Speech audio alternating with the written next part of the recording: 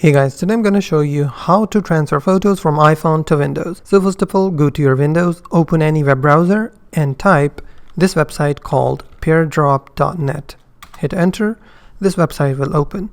Now what you have to do is open this same website on your iPhone as well. So go to your iPhone and type peardrop.net and you will see this website. And now on your iPhone you will be able to see a Windows Chrome has been detected. Because this website is also opened on your Windows, so it's finding that Windows Chrome web browser. So it has successfully found your Windows PC on your phone. So all you have to do is click on your Windows PC or Windows Chrome and select any media file or picture from your iPhone. If I select any picture, you will receive an accept button on your Windows. All you have to do is accept the file and the file will be start to transfer on your PC from your iPhone.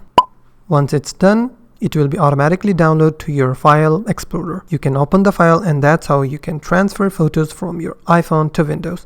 If you find this video helpful, please hit the like button and don't forget to subscribe.